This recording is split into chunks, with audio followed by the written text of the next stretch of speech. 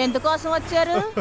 మీరు దేనికి వచ్చారో ఈయన దానికే వచ్చారు. పోరాటం. దానికి మీరు స్థలాన్ని ఇవ్వాలి. మీరు కాస్త వెనక్కి కూర్చున్నారంటే బాగుంటుంది. వెనక్కి కూర్చోవాల అస్సలు కుదరదు. వీళ్ళ గోళ నాకు సరిపోతుంది. కావాలంటే వాళ్ళని తీసుకెళ్ళి అక్కడ కూర్చోబెట్టు. అక్కడంతా స్థలం లేదమ్మా. మీరు ఓ పని చేయండి, మీరు ఆ అమ్మాయితో కూర్చోండి, కాస్త అడ్జస్ట్ చేసుకోండి. ఈయన ఇక్కడ ఎక్కడన్నా కూర్చుంటాడులే. ఇలా చూడండి అమ్మా, ఇతను బాగా ధనవంతుడు. ఇతన్ని అటెటన్నా వెళ్ళి తీసుకెళ్లి కూర్చోబెట్టగలనా? సరేలే, చూస్తుంటే అలాగే తెలుస్తోంది. గుణం కూడా అలాగే ఉంటే బాగుంటుంది. సరే సరే, అక్కడ కూర్చోండి. కొంచెం కూడా శుభ్రం అనేది లేదు. ఇక్కడ ఎలా మనం పడుకుంటాంరా? శబ్దం ఎక్కువగా ఉంది. బాగుంది. అయితే మీకు ఏసీ ఒక బెడ్ వేసి ఇవ్వమంటారా? కావాలంటే పడుకోండి. ఉన్నదాంతో అడ్జస్ట్ అవ్వండి. ఓకే. తర్వాత ఇంకో విషయం, దానికి అద్దె కావాలా? ఈ షాపుకి అద్దె. ఈ షాపుకి అద్దె ఇస్తారా? ఇస్తాను చెప్పు. ఇస్తారంట. వచ్చేటప్పుడు ఒక పత్రం తీసుకొని రండి. అదెందుకు? నాకు అవసరమైనప్పుడు దీన్ని వదిలి వెళ్ళిపోతానని అందులో రాసి ఉండాలి. మరి అర్థమైందా?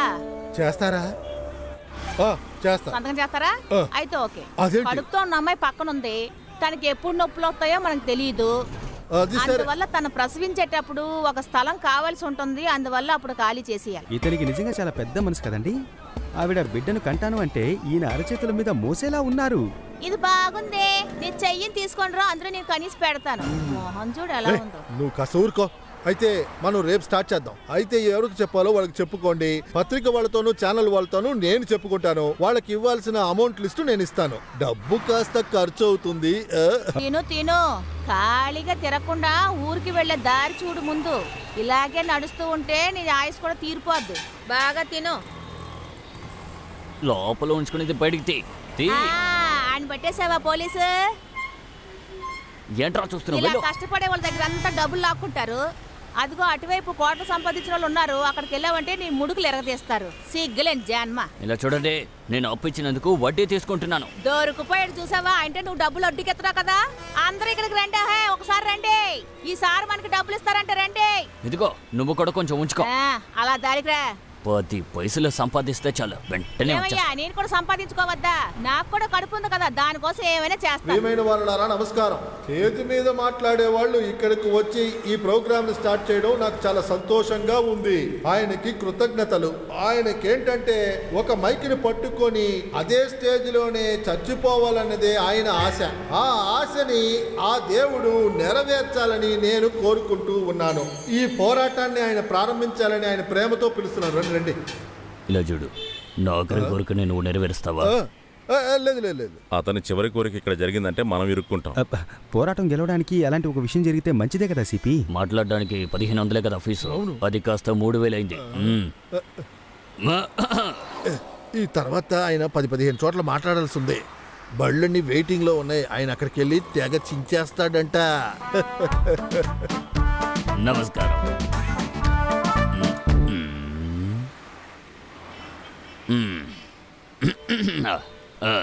హలో. తాగిన తర్వాత తూలి పడిపోకుండా విరగదేంటి. ఇప్పుడు చూడండి ఎలా మాట్లాడతాడు. ఈ ఒక్క స్పీచ్ చాలు, మీ పోరాటం హై లెవెల్లో మారిపోతుందా? నాకు ఇష్టమైన ప్రజలరా, పౌర్ణమి చందమామల మెలమెల మెరిసిపోతున్న మీ మొహాలు అలాని కవితలో వచ్చే విధంగా ఈ వేదికలో కూర్చున్న ఈ మహాన్ ఎవరు? మీలో ఎవరికైనా తెలుసా? చెప్పండి. అవును, తనకి నేనెవరు తెలీదా? తెలుసు. అలంకారమైన మాటల్ని ఉపయోగిస్తూ ఉన్నాడు. ప్రపంచానికే తెలిసిన వ్యక్తే ఈయన తండ్రి. అర్థమైతే ప్రజలారా, ఈయన తండ్రి గారినే రవీంద్రనాథ్ ఠాగూర్ మహాత్మా అని పిలిచారు. మౌంట్ బ్యాటన్ ప్రభు ఆయన్ని ఫకీర్ అని ఎంతో గర్వంగా పిలిచేవారు. ఏమండి, మా నాన్న ఎప్పుడు అలా పిలవలేదు. 1, 2 అని కాదు, 3 రౌండ్ టేబుల్ లో మీటింగ్ జరిపారు. ఆ మీటింగ్ లో కూడా వీళ్ళ నాన్నగారు కాదు, శిల్పం. అవును, శిల్పం. ఈ ఊరిలో మీరు ఏ మూలకి వెళ్ళినా సరే ఆయన శిల్పాన్ని చూడగలరు. అది కూడా తన సొంత ఊర్లో, ఈ మహాన్ పుట్టిన ఊర్లో. శిల పెట్టడం చాలా కష్టమని ఈయనక మాత్రం కాదు, మన అందరికీ బాధని కలిగిస్తోంది. కనుక ఆ శిల్పాన్ని అక్కడ పెట్టే వరకు ఇతను ఈ వేదిక పైన నిరాహార దీక్షని మొదలు పెట్టబోతున్నారు. ప్రజల్లారా, ఆపు. నువ్వు ఏ విగ్రహం గురించి మాట్లాడుతున్నావు? గాంధీ విగ్రహం గురించా, మా నాన్న విగ్రహం గురించా? సారీ అండి, 3 పేపర్లు ఒకటిగా కలిసిపోయింది. అయ్యో, ఈ అమ్మాయికి నొప్పులు వస్తున్నాయి అనుకుంటాను. ఎవరైనా వెళ్ళి ఒక బండి తీసుకురండి అయ్యా. సిపి, ఇది ప్రచారం ప్రసవం మిక్స్ అయినట్టుగా అనిపిస్తోంది నాకు. పోలీస్ అయ్యా, ఓ బండి తీసుకురావయ్యా. నాకు బండి అది ఏమొద్దు. పర్వాలేదమ్మా, పర్వాలేదు. నేను ఇక్కడే ప్రసవిస్తాను. ముందు ముఖ్యమంత్రి గారిని తీసుకురండి. ముఖ్యమంత్రి నీకు ఇప్పుడు ఫ్రూట్ పోస్తారు. ముఖ్యమంత్రి వచ్చే వరకు నేను ప్రసవించను. ముఖ్యమంత్రి రావాలంటే ముందు మనం పిటిషన్ ఇవ్వాలి. అంతవరకు నువ్వు వెయిట్ చేయగలవా? ఇన్ని రోజులు నేను ఎదురు చూశాను కదా. ముఖ్యమంత్రి గారు వచ్చే వరకు నేను ప్రసవించను. ఎవరైనా వెళ్ళి ముఖ్యమంత్రిని తీసుకురండి. సెక్రటరియేట్ లోనే నా పని. చివరి టైంలో సస్పెన్షన్ దొరికింది, అదే నాకు మిగిలింది. డ్యామ్ కట్టం విషయంలో మినిస్టర్ ఏదో గోల్మాల్ చేశాడు. విషయం బయటికి తెలిసేసరికి ప్రభుత్వం ఒక కమిషన్ ని ఏర్పాటు చేసింది. రిపోర్ట్ రాగానే పెద్దవాళ్ళందరూ తప్పించుకున్నారు. మినిస్టరు దీనికి సంబంధించిన వాళ్ళందరూ చచ్చి మట్టిలో కలిసిన తర్వాతే ఈ విషయం బయటకు వచ్చింది.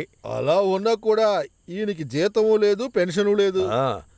నేను శ్మశానానికి వెళ్లే లోపల వస్తుందని అనుకుంటున్నా. తమ్ముడు, ఈయన దగ్గర డబ్బు లేదే గాని చాలా బాగా వంట చేస్తారు. అంత సూపర్ అనుకో. నువ్వు వెళ్ళి కాయగూరలు కొని తెచ్చావు అనుకో, ఆయన సూపర్గా చేసి టేస్టీగా మీకు పెడతారు. పాపం సిపి గురించి ఆలోచిస్తుంటేనే దిగులుగా ఉంది. ఒక్క పూట భోంచేయకపోయినా సరే మదవెక్కిన ఏనుగులా మారిపోతాడు. ఈ రోజు ఆ పోరాటం జరిగే చోట గందరగోళంగా ఉంటుందనుకుంటాను. త్యాగం చెయ్యాలయ్యా, త్యాగం. అప్పుడే మనం అనుకున్నది సాధించగలం. ఏమంటారు? 10-20 సంవత్సరాలకు ముందు నేను కూడా ఇలా చేసిన వాడినే. చివరికి చచ్చే స్థితి వచ్చేసరికి పోలీసు వాళ్ళు తీసుకెళ్లి హాస్పిటల్లో పడేశారు. ఆ తర్వాత నిరాహార దీక్షని మామూలు దీక్షగా నేను మార్చేశాను. ఈయనకి ఈ రాత్రి గడుస్తుందో లేదో చూద్దాం.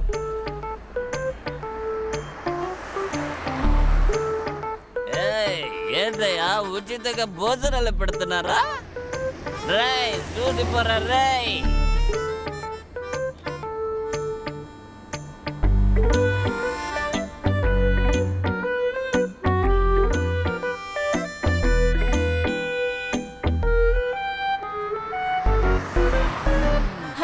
హాస్పిటల్కి వెళ్ళిన వెంటనే బిడ్డ పుట్టేసింది.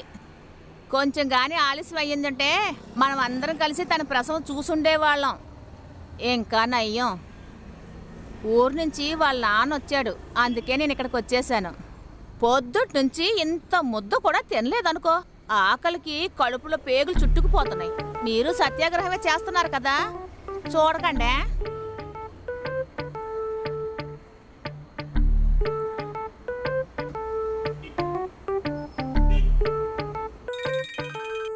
సిపినే. ఆహా, ఏమైంది సిపి? పడుకున్నా నిద్ర పట్టట్లేదా? దోమలు ఎక్కువగా ఉన్నాయా? రై, అక్కడేం చేస్తున్నావు? అన్నా, మనం అనుకున్నట్టుగా కాదన్నా ఈ సిటీ. పరోటా చికెన్ నిజంగా అదిరిపోయిందనుకో. అది మాత్రమే కాదన్నా, రేటు కూడా చాలా తక్కువే. నేనిక్కడ ఒక్కడే ఆకలేసి ఒంటరిగా కూర్చోనట్టు నువ్వు అక్కడ చికెన్ పీసులు తింటున్నావా? మహాత్ములు మవ్వాలంటే మనం కూడా కొంచెం కష్టపడాలి సిపి. దెబ్బలు తినాలి, నిరాహార దీక్షలు చేయాలి, అంతేకాదు జైలుకు కూడా వెళ్ళాలి. మీకు తెలుసా, ఇదంతా చేయలేకపోతున్నానని ఎంత దిగులు పడుతున్నానో తెలుసా? కానీ అది మీ వల్ల అవుతుందన్నా. నాలాంటి ఒకడు ఎప్పటికీ మహాత్ముడు కాలేడన్నా.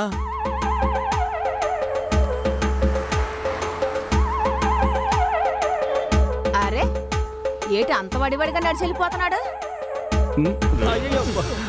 మీరు కాలుతో కొట్టడం వల్ల చికెన్ కాలు ఎక్కడో వెళ్ళిపోయింది. అన్నం తినకుండా ఉండే పోరాటం నాకేం వద్దు.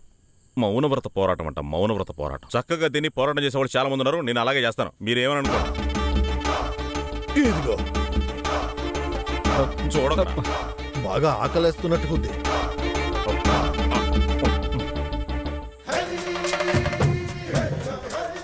సోమన్కి సిపికి జరిగే గొడవల్లో ఈ బిల్డింగ్ కూడా ఉంది కదా. ఆ కేసులో తీర్పు వచ్చే లోపల కోర్టు నుంచి ఇలాంటి లెటర్ ఒకటి వస్తుందా ఏంటి? బిల్డింగ్ ప్రమాదంలో ఉందని ఎవరో పిటిషన్ పెట్టారు. కోర్టు దాన్ని ఫైల్ చేసింది. బిల్డింగ్ లో ఉన్న వాళ్ళని ఖాళీ చేయమంది, అంతే. నన్నేం చేయమంటారు? బిల్డింగ్ ఎవడి తల మీదైనా పడ్డానికి ముందే నేను పగలగొడితే మంచిదే కదా. పరమేశ్వరన్ సార్ కాలం నుండే మేము ఇక్కడ వ్యాపారం చేసుకుంటూ వస్తున్నాం. మేము ఖాళీ చేస్తామని మీరు అనుకోవద్దు. ఊరికే ఖాళీ చేయమని ఎవరు చెప్పారా నీకు? ఏమైనా రేట్ అడుగు, ఈయన తప్పకుండా నీకు ఇచ్చేస్తారు. ఏమంటారా? అవును, నష్టపరిహారం చచ్చిపోయిన నీ బాబు చెక్కుతో రాసి మరీ ఇస్తాడు. న్యాయమైన డబ్బు తీసుకోకుండా మేము ఇక్కడి నుంచి వెళ్తామని మీరు అనుకోవద్దు. ఇస్తాను, న్యాయంగానే ఇస్తాను. పంచాయతీ ఆఫీసుని నీ పేరు మీద రాసిస్తాను, విలేజ్ ఆఫీసుని వాడి పేరు మీద రాసిస్తాను, ఆ తర్వాత మన మిత్రులకి బ్లాక్ ఆఫీస్ రాసిస్తాను, ఆ తర్వాత నీ పేరు మీద ఈ పంచాయతీలో ఉన్న రోడ్లన్నిటినీ రాసిచ్చేస్తాను. ఎలాగో సిపి స్వతంత్రం ముఖ్యపట్నానికి వెళ్ళి సెక్రటరియట్ ని తీసుకురావడానికి వెళ్ళాడు కదా, అది ఆయనే తీసుకుంటాడులే. ఆ తర్వాత ఇది వినండి, బిల్డింగ్ పడిపోతుందని అర్జీ ఇచ్చింది నేనే, కొట్లు ఖాళీ చేయాలని కోర్టు నోటీసులు మీకు పంపించాను, అది సంతకాలు చేసి తీసుకున్నది నేనే. అయ్యో ప్రెసిడెంట్. అవునరా, ప్రెసిడెంట్ నే, ఒట్టి ప్రెసిడెంట్ ని కాదు, పంచాయతీ ప్రెసిడెంట్ ని, అంటే గ్రామానికి రక్షకుణ్ణి. అలాంటి నేను నీకు మొగుళ్ళ వస్తానురా, మొగుళ్ళ.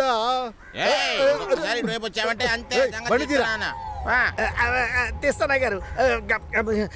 ఓరే నాయనో, ఒక గెలంతా వీడు ఒక్కడే కూర్చొని తినేశాడే. వీడిదేంటి కడుప పంచాయతీ నొయ్యా?